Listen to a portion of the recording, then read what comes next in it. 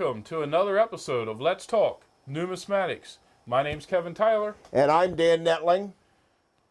And as I said in the last episode, this is a continuation of the U.S. minted coins.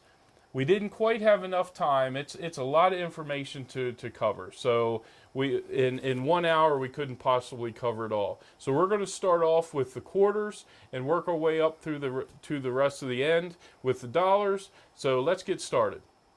All right, everybody. Now we're up to quarters. Ooh. And this is a very interesting subject. Quarters seem to be what has changed the U.S. Mint. It really got a lot of new people collecting quarters when those 50 state quarters came out. And Kurt, Dan, let's get talking about quarters. So, Dan, I'll let you start since we're going to give Kurt a break here for a couple seconds. Then we're gonna get him on quarters. So, Oh, my favorite. Well, we have the cap bust.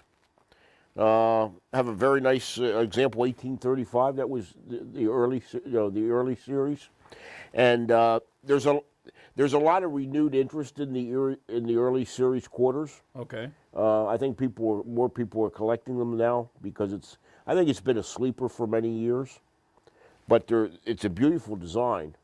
It's kind of challenging in the upper grades because you start to reach some pretty high dollar figures. Oh yeah. But some of the years are very low mintage, and so it's. But I think there's a renewed interest in that, just like in the half dollars, in the bust half dollars. Okay. A lot more people starting to collect those. What's the next most collectible? The Liberty quarter? seeded, I guess Liberty seeded quarter would be the next logical place that to go. That was around for a long time, just like Yes, the dimes were. yeah. And there's a few varieties, with stars, without stars, with the motto, without the motto, but it's all basically the same design. Right. Okay. The beginning of the 1890s. Then we had the Barber coinage again, which is or the Liberty head coins. A lot of people are familiar with them. Yes. A lot of people have seen them, but a lot of people have only seen them worn almost flat. Yes. If you've never seen a Liberty quarter or half in really high condition, it's just an amazing thing to see. I know during my early years, all I saw was either goods or very goods, Right. and if that, and a lot of them maybe even about good, really low end and condition pieces. These coins were the workhorses of commerce when they were around. Right. They were not typically saved. A quarter. I'm sure everybody's heard the stories about what you could buy with a nickel in your grandparents' day, but a quarter was a decent amount of money. So most people didn't have the wherewithal to set them aside in pristine condition. And So- you're absolutely correct. On the higher grades, they are absolutely gorgeous. Yep. They are It's beautiful. It's tough to find, and if you're lucky enough to see one in proof condition, I believe you might have covered the idea of what a proof coin is in the previous episode. But if you're lucky enough to ever see these Barber coins in proof condition, it's just an amazing experience. Right. They are just amazing pieces of art. But then, of course, after the Barber era, roughly that 1815 to 1816 category, then we got into a divergence again from the dime and the quarter and the half all went their separate ways, and we got into the Standing Liberty Right. coinage, which didn't last that many years. It really was only from 1916 to 1930. Mm-hmm. So it was a very short series. And that particular series also did not wear well, just Yes. because of the design, kind of like the Buffalo nickel, Right. maybe a little bit like the Barber coinage as well. So Washington, President Washington is well known for being on the quarter. How did that come about? Well, it was, if you remember, we're only basically 14 or 15 years into the Standing Liberty quarter. The original idea was to bring out a one-time 1932 quarter honoring the bicentennial of President Washington's birth. But as it turned out, it was so popular that a bill in Congress was introduced to make it the regular issue of the quarters from that point on. Now, of course, in 1931, there were no quarters, partially because of the Great Depression. There just wasn't the need for additional coinage. And of course, that was still going on in 1933. But the Washington quarter series basically ran, with the eagle on the reverse, basically ran 1932, all three mints. The Denver and San Francisco mints are considered semi-key coins or key coins. But then there were none at all in 33. Again, partially because they had not planned on making it the regular coin. And of course, in 33, still very much in the Great Depression. So then it has run continuously from 1934 all the way up to 1998. Again, changing from silver into the clad composition in 1965. But and of course, there's, like in any series, there's minor varieties and that sort of thing. But then transitioning out of that, 1998, we got into the start of the state quarters. Yes. And we have, I think we've seen the last of the eagle reverse, because under current law, what's supposed to happen after the America the Beautiful or the National Parks quarters are finished is we're supposed to go to a representation of Washington crossing the Delaware under current law. So unless there's a new bill that comes through Congress to revert to the eagle or anything else, once we're finished with the America the Beautiful quarters, we'll have Washington crossing the Delaware on the back of the quarter. That depending on what they do with that design, that could be a very beautiful reverse design for our quarter. I hope they do something. I hope they do something a little bit more original than just repeat the New Jersey state quarter. Absolutely, yes. Okay, now we're going to start talking about the 50-state quarter program. The 50-state quarter program was started by the U.S. Mint to get new collectors back into the hobby again. It became the most successful numismatic program the U.S. Mint ever created. And I guarantee you probably know everybody collected state quarters. These books, like you see in front of me, everybody had to fill one up. And it's a great collection if you're a new collector to get started, or even if you're a seasoned collector. It's just a fun collection to do. Every year they came out with 5 new quarters. They started off with Delaware. Delaware being the first state, was the first quarter. And I want to ask Dan a question here about Delaware. I know there's an interesting story about the design with Delaware. So Dan, tell me what that story is. Well, if you look at the design of the Delaware quarter, Kevin, it has a horseback rider on it, and that individual was Caesar Rodney, and his name is very prominently to the front of the horse there. But the story goes that he rode 80 miles on horseback. Now, we think of 80 miles nowadays. We jump in the car and 80 miles is nothing. Couple minutes. But believe me, back in 1776, an 80-mile ride on a horse was that would probably have taken most of the day, if not into a second day. To make that trek, and he rode all the way back so he could cast his tie-breaking vote in the Continental Congress. I mean, that's how dedicated. So that that's kind of the real neat and interesting stories. And if you look at the designs of all the quarters, this happens to be just the first 5 years. Pennsylvania's included because Pennsylvania was the second state to enter the Union.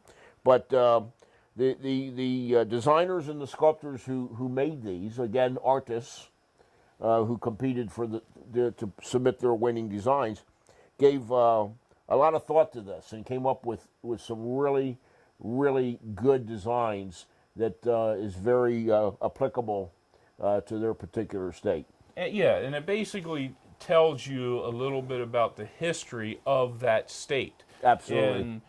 And I think you want to talk about one specific. Well, I did, and I bring this up because this is the Utah quarter Okay. that was struck in 2007, and they selected as their significant event in state history was the completion of the Transcontinental Railroad in 1869, and this just happens to be the 150th anniversary of the completion of the Transcontinental Railroad. It's Very important. 2019, and when you look at the contributions that Utah made as a state, and that particular event, how important it was to the development and of the United States and the westward movement, it truly was. It was an excellent choice, and coincidentally, I might add that with this being the 150th anniversary year, there's been no other attempt to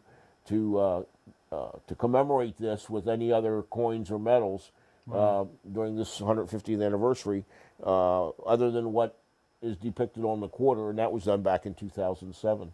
So that's another great reason to collect state quarters. There again, the history, and really don't just collect them to fill these slots. Collect them for that history. Learn what's on the back of that coin, and you'll be amazed to learn a lot of this history of the quarters. In 2009, after they completed the 50 state quarters, they did the 6 territorial quarters of the United States, including District of Columbia, U.S. Virgin Islands, Samoa. Yep. I know I'm missing a couple that I can never think of, even if I'm reading the paper, but they're the 6 territories, and that's 2009. So that's another great set to collect. After the state quarters were finished, we come up with the America the Beautiful quarters.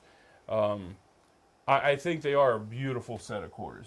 You would probably agree with that.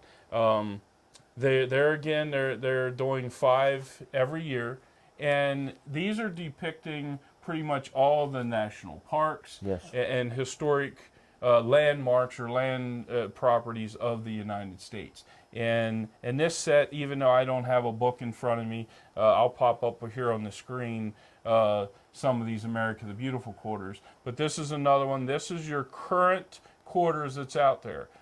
And one thing I didn't really cover with either the state quarters or the America the Beautiful quarters is George Washington is still depicted on the front of the quarters. So he's still in the front of the quarters. The back is individualized by each individual state.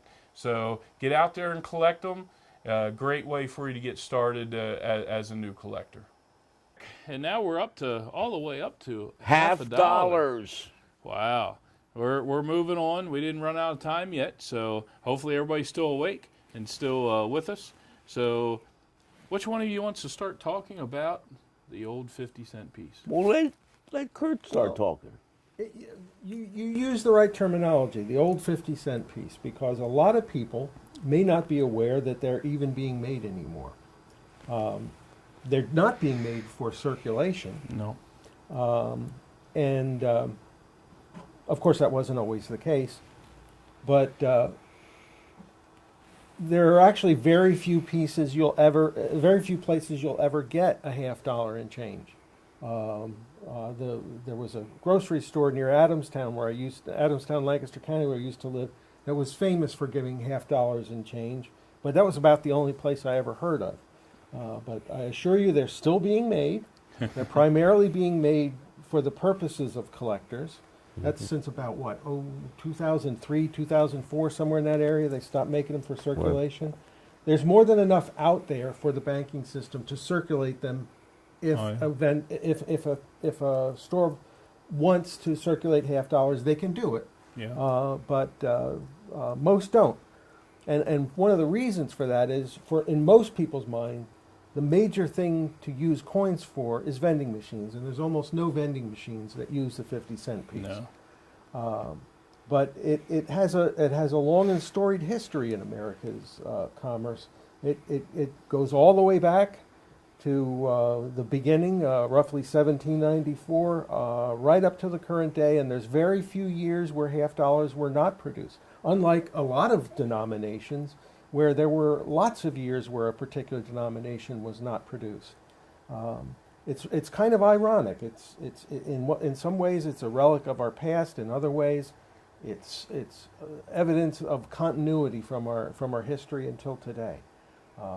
In fact, very soon, for really people who are bordering on slightly sick about it, they're going to announce what the shipping date is for the 2019 200 coin bags of half dollars, where it basically consists of 100 Philadelphia half dollars and 100 Denver half dollars, and then sickos like me get out their magnifying glass. I was just getting ready to ask if They you get were out our waiting. magnifying glass and go through them one by one to try to find ones with basically no marks on them and in pristine condition, so that we can send them in to be slabbed.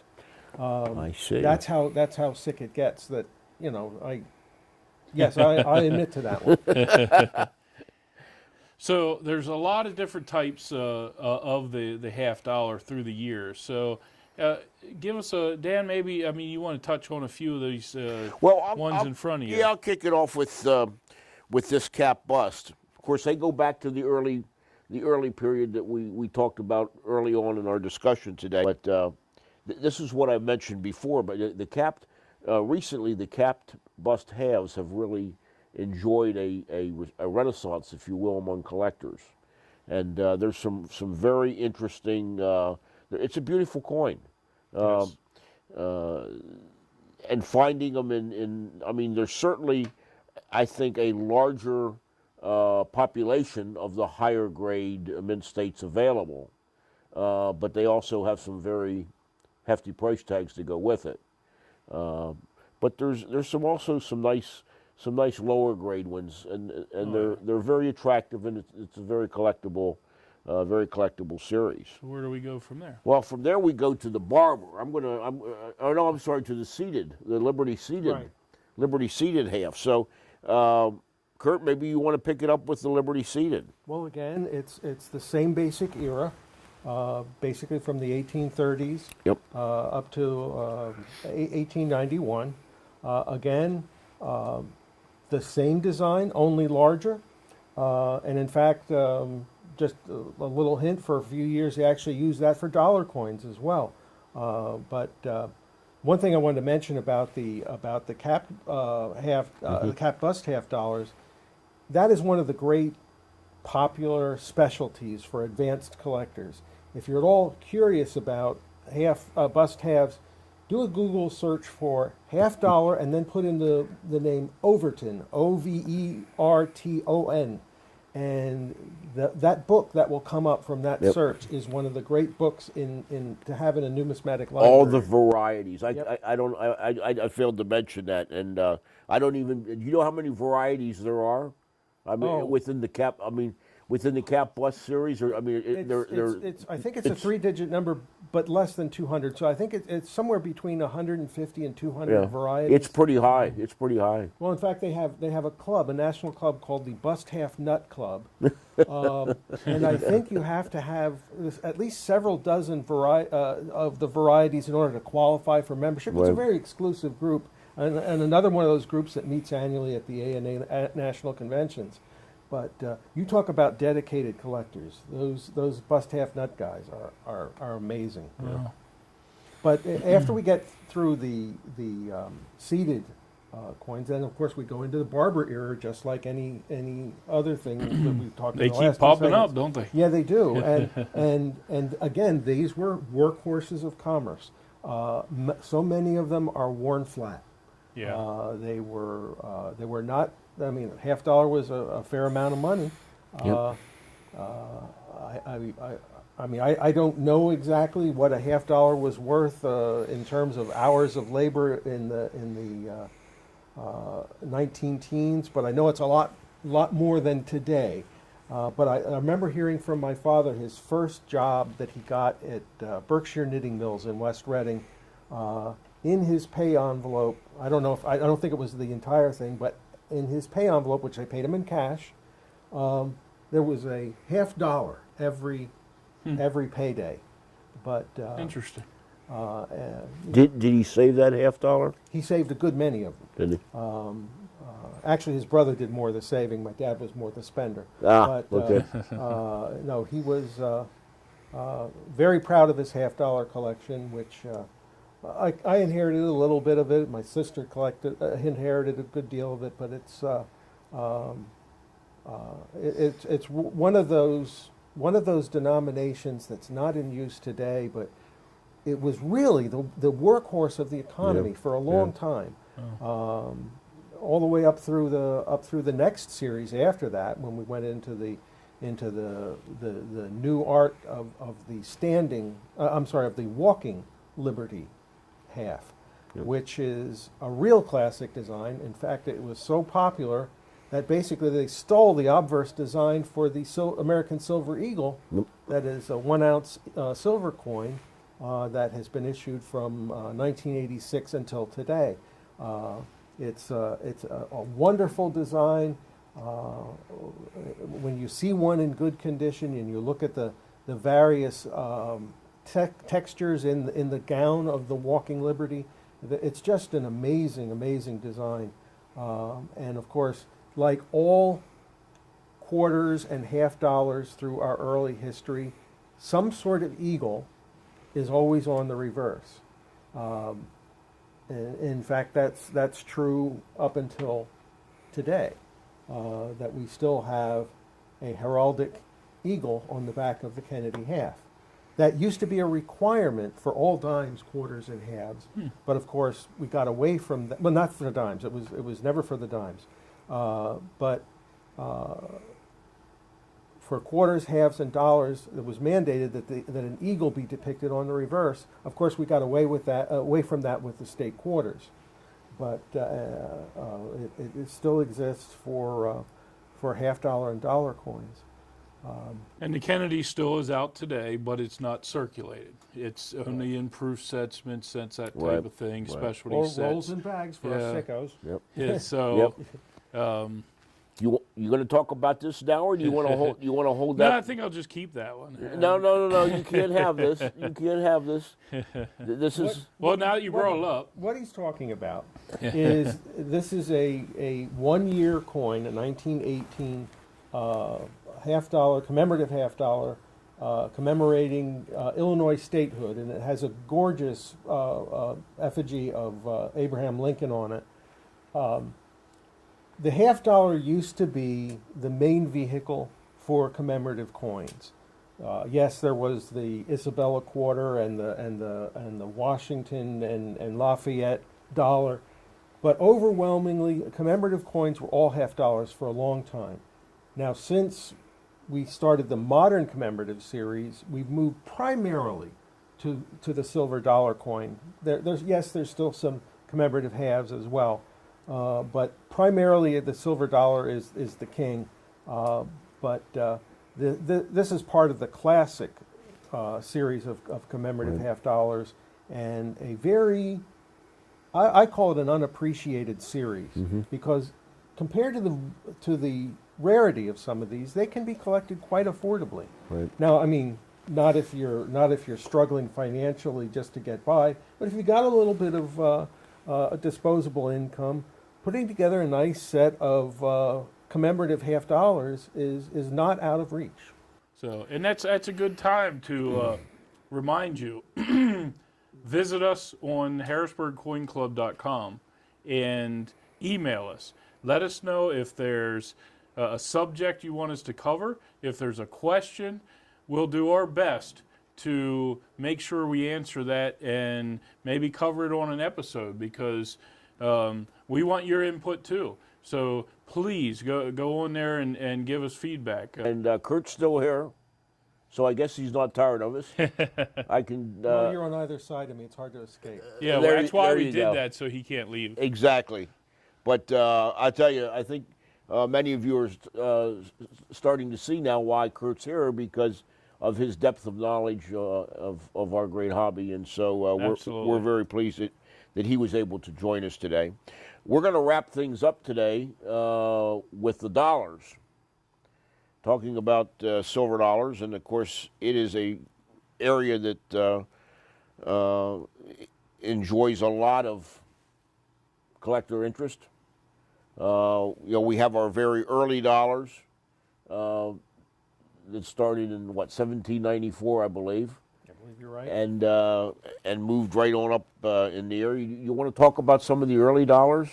Well, they've just like many of these series, very early they did a lot of design changes. The depiction of Liberty changed quite a bit. The eagle, some of the early eagles looked like scrawny, underweight chickens. But one of the great rarities is at the end of the first 10 years of American silver dollars. Dollars dated 1804. Now, that does not mean that they were made in 1804.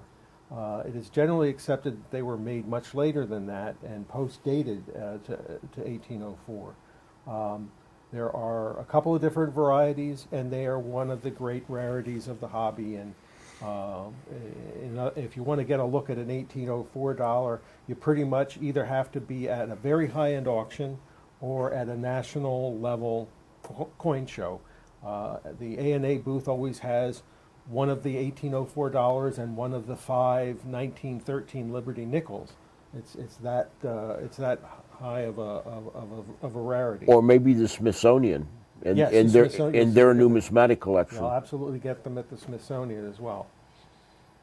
But there was a big gap then between 1804 and I think about 1840. We didn't produce silver dollars, and again, that's why those bust halves in tubes became the primary method of interbank transfers. We talked about that a couple of segments ago.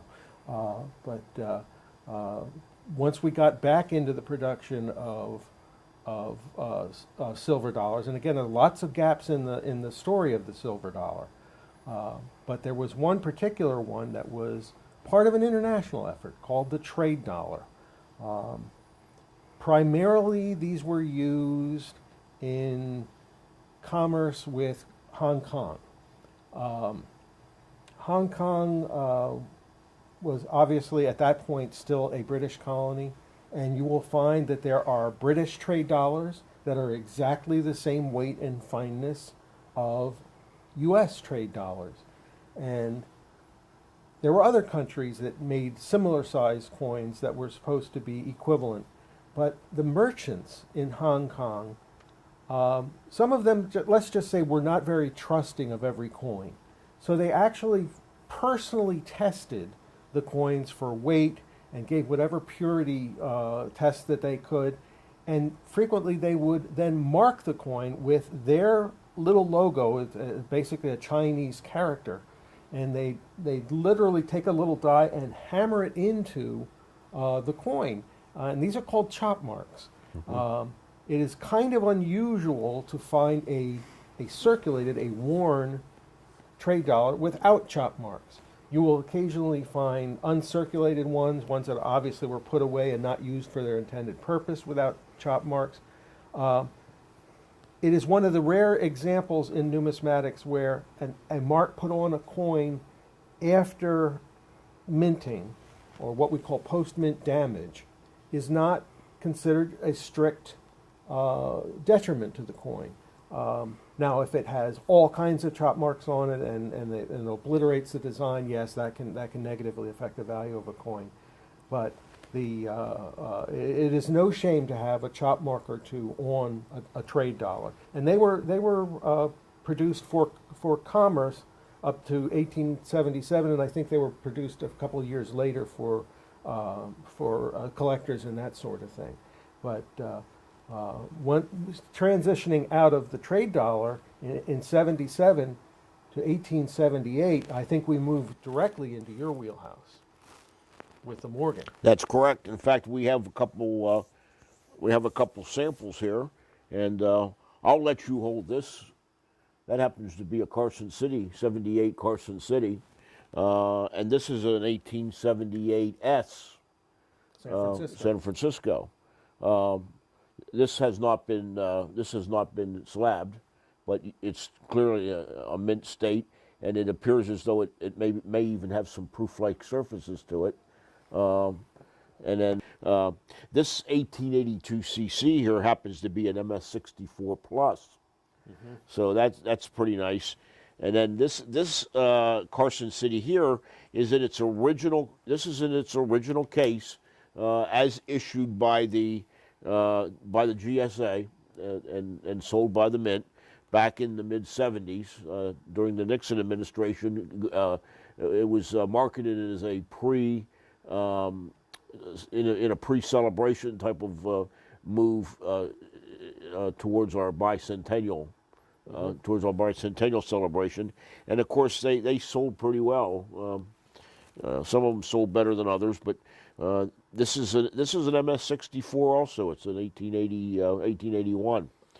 Some of our viewers may wonder why make a mint in Carson City, Nevada, Yes, when there's one close by in San Francisco, and that has everything to do with something called the Comstock load. that's correct.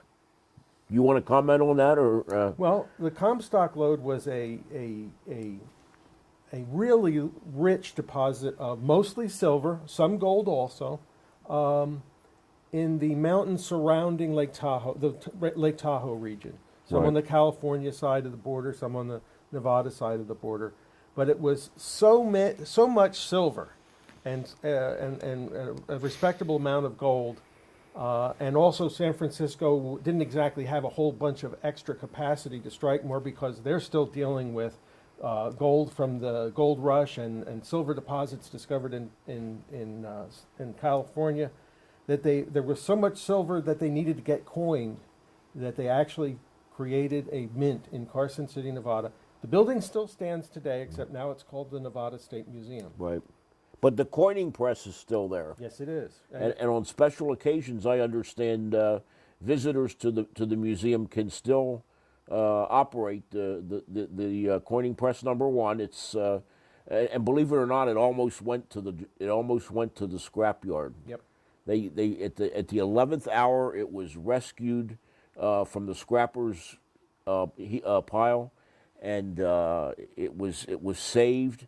And visitors, there, I understand, can now they have a switch that they can push the button and actually strike a medal of commemorating their visit to the museum. Last time I was out there, I got to do that. I think it was Did like you? around '98. Oh, okay. Yeah, I've actually never been there. I'm just well, from what people have told me and stuff like that. I understand it's a very small type of museum, but it's very rich in history, and probably worth the trip if you're ever near that area. So that pretty much covers, in a short period of time, the Morgan series. It's a fascinating area. It's a big area of collector interest.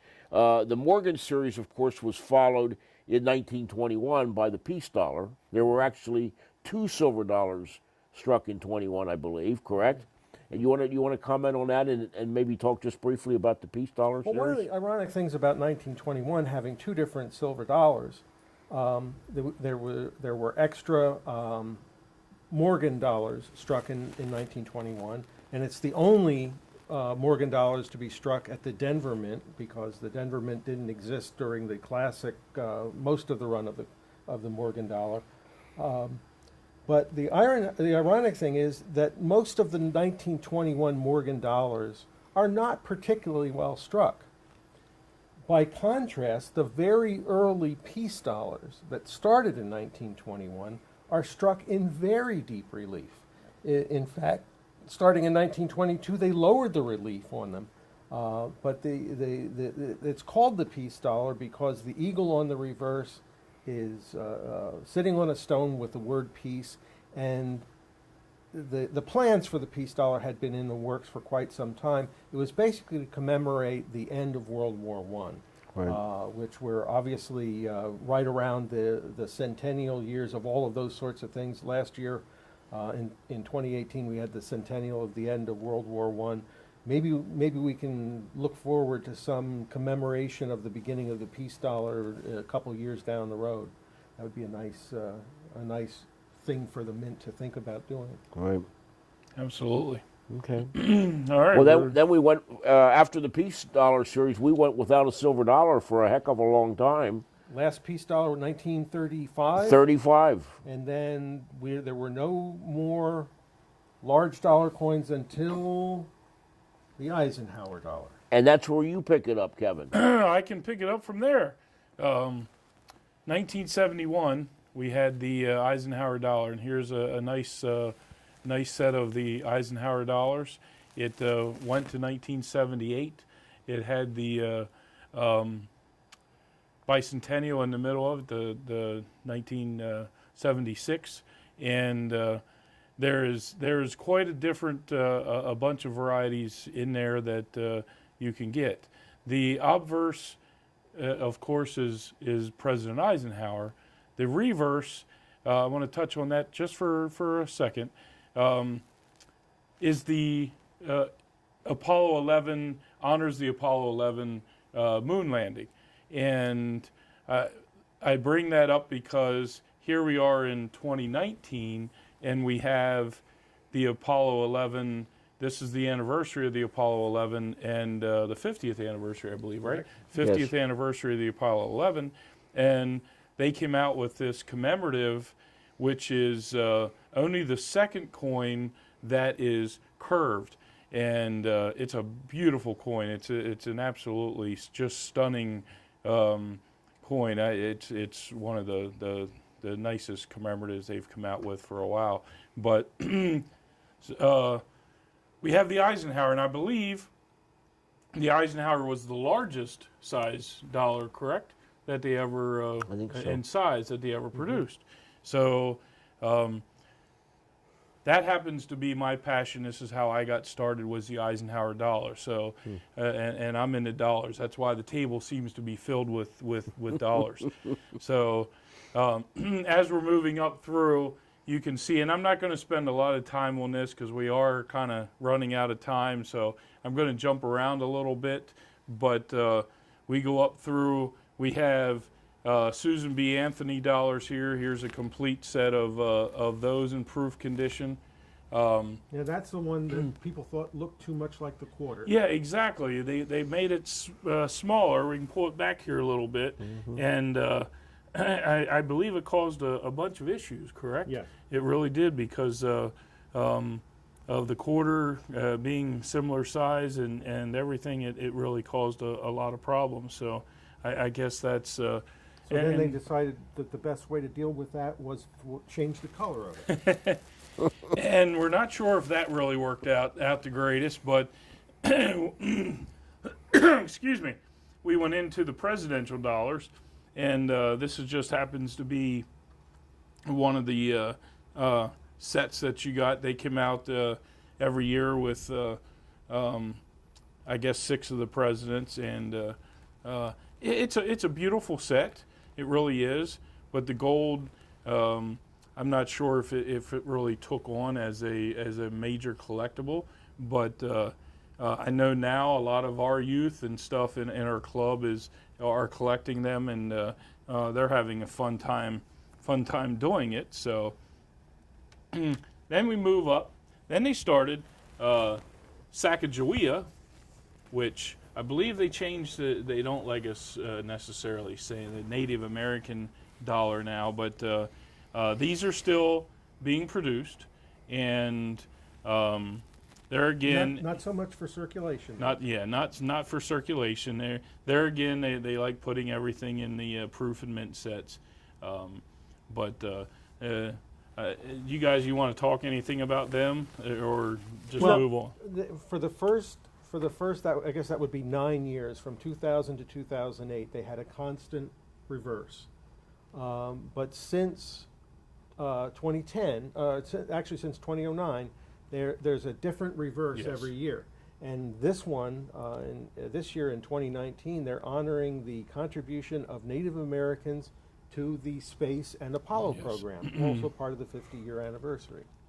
Yeah, this year they have a lot of nice stuff coming out for the Apollo program. So if you get the U.S. Mint or go on the U.S. Mint website, you'll see they got a nice selection. And they keep coming out, so all year they're going to have stuff. This is and we talked about this a little bit on the last episode. That's the newest one. This is the brand newest one. Yep. This was kind of the, I guess what would you want to say? This was the preview of what they're supposed to technically start this year. Yes. Even though this one came out in 2018, of the American Innovation Series. Yes. And there'll be one for each of the 50 states plus the territories. Yes. And this was the pilot. Yeah, this pilot, the dollar was coin the first one that kicks off the series, and now it'll be just like the state quarter series.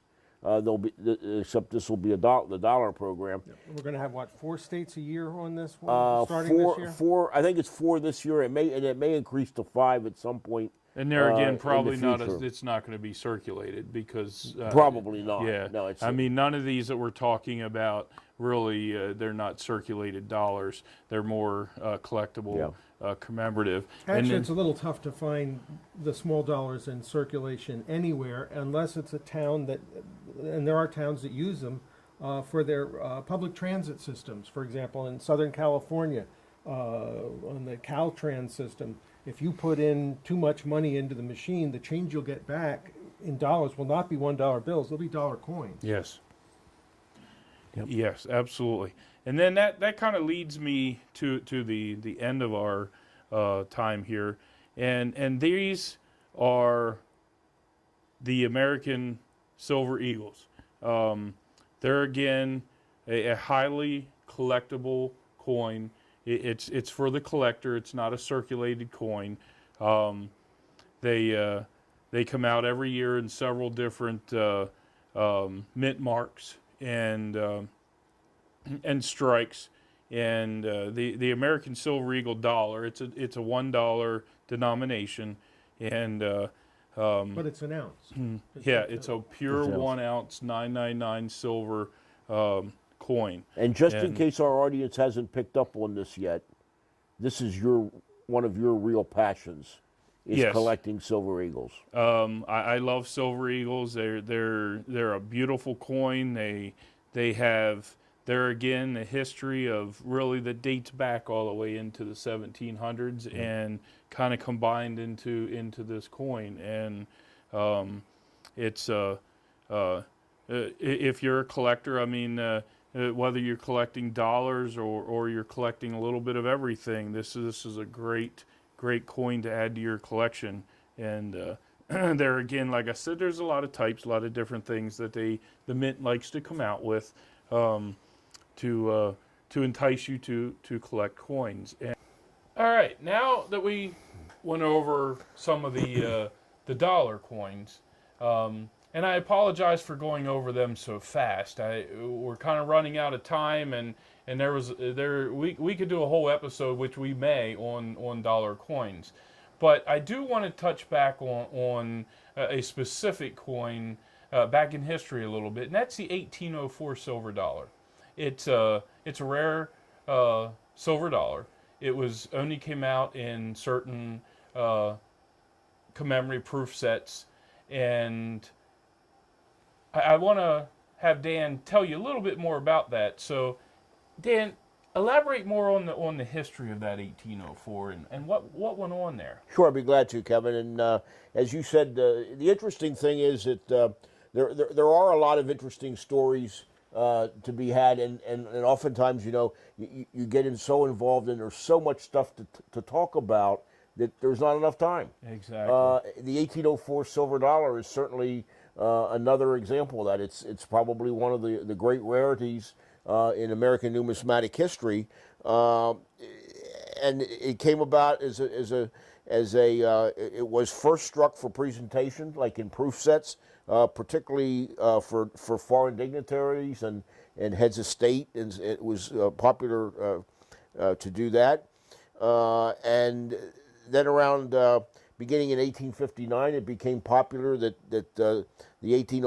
some of these were to help alleviate the needs of collectors that these coins were restruck illegally, I might add, from the original dies. And the 1804 was silver dollar was one of these particular coins. Not only rare coin, but patterns and proofs and things like that that were restruck. And many of these activities were done in secret by mint employees. No one had any idea that they were going on. And they were oftentimes the mint employees did these restrikes and sold them to collectors or exchanged them for other items that the mint was trying to get for their numismatic collection, most notably items of Washingtonia numismatic material that they wanted to add, particularly tokens and medals and stuff like that, that they wanted to add to the Washington cabinet of the U.S. Mint collection. A couple other examples of restrikes that were occurring during this particular time were the Gobrecht silver dollar. Again, a pretty famous coin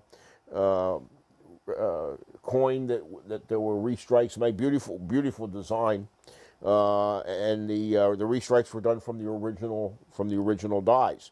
The 1856 Flying Eagle cent was another example, and of course it is another rarity in American numismatic history.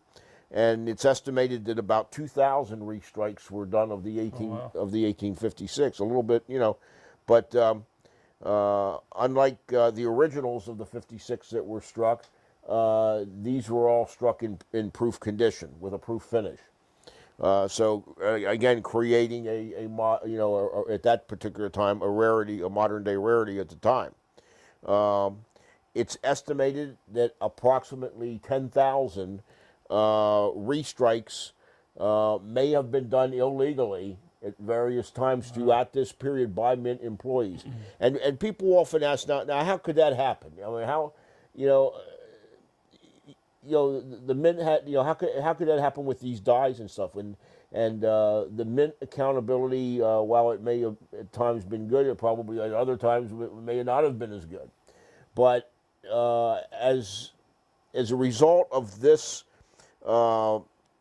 these particular actions, and particularly after 1877, the U.S. Mint realized that they had a problem and they needed greater accountability of their dies and stuff like that to preclude these kind of things from happening in the future. And so they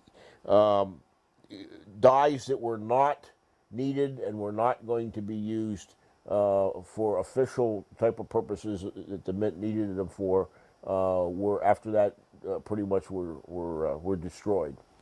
So, interesting. But that's kind of how that kind of went down. Very interesting. Well, I want to thank you for listening to us here again with this episode. You notice Kurt was in some of the segments and not in other segments. We kind of, what me and Dan do is we do extra footage and do some extra educational on certain topics, so our special guests may not be in all those segments. But this is kind of where we're ending this episode. But you as a new collector or an advanced collector or anybody in between, it's a great hobby. It's one of those things that whether you're just collecting circulated pennies out of the bank or loose change, or you're collecting stuff like this or anything in between, great hobby. It's a great family activity. Like Kurt said, he got his son involved. We have a lot of members that have their children involved, and we have a young numismatist program from ages 5 to 18. Really great family activity. You can sit around the kitchen table and look at dates and look at stuff and fill these books and albums, and we encourage you to get involved. Harrisburg Coin Club, as you can tell, is who we are part of. And visit us online at harrisburgcoinclub.com. We got a lot of information, show dates. We encourage you to go to coin shows.